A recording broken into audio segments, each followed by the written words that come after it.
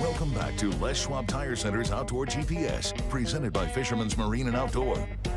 Welcome back, everybody. I'm down to my last 3 minutes with Mr. Vertopoulos. So I had mentioned this past week that I'm scrambling at I'm trying to eliminate every little thing that I can that might be a negative or a deterrent of some kind to a spring Chinook, or any Chinook for that matter. Your thoughts on that as far as maybe line, different things that might add a negative scent to it? What's your process to make sure that that doesn't just rot you in the back of your mind? Well, every day to every other day, I give things a pretty good scrub down with the Lemon Joy and a soft brush. There you go. And that includes, Frank, there's your answer. And that includes my bumpers, my leaders, and changing leaders even, and the flasher. All that gets washed. I've got friends that are, real anal about scrubbing their sinkers. Sure. The whole deal. So okay. There's something to it. And these fish have an incredible sense of smell. So keep that in mind and keep your stuff clean. Keep foul odors off of, including your odors that just come off the oil and the skin in your hands.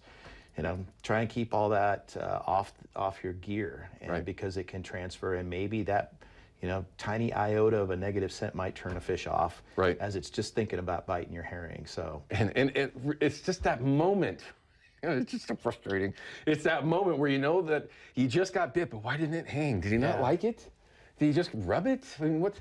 Or you get that little nick in the tail, which I think is another reason why you're going to see me this year running a 3-hook setup, because so many times, you'll have that bait come back, something happened, and you get the tooth marks there, but they just didn't get the hook. I get bit and miss bites with a 3-hook rig too, but I have more confidence in it over the years. The 3-hook rig, I feel like, hangs more fish for me. Gotcha. And I'm sticking with it until I feel otherwise. I've seen what you do out there. I'm not gonna argue with what he's doing.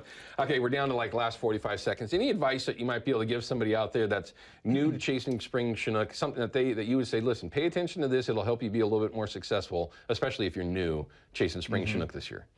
Boy, there's a lot of tips I could give, but here's one kind of off the wall. The spin fish works really good for springers, even early in the season. I had some success with the spin fish, from the first day I fished last year in March. So the spin fish works. If your bait isn't great, if your confidence isn't there, throw a spin fish out. Absolutely. He's not the first person to stand here in the studio and say the same thing. Any availability for spring Chinook for you this year? I do have a couple days open right at the end of this month, and the first, I think I have the 5th opened actually. Friday the 5th? Yeah. That's the last day of the season. If you can book that, good luck. Because the phone lines are going to explode now. Chris, thanks for coming in, man. Thank you. Sharing great info. We appreciate it. Anytime. We'll be back in just a couple minutes to wrap things up.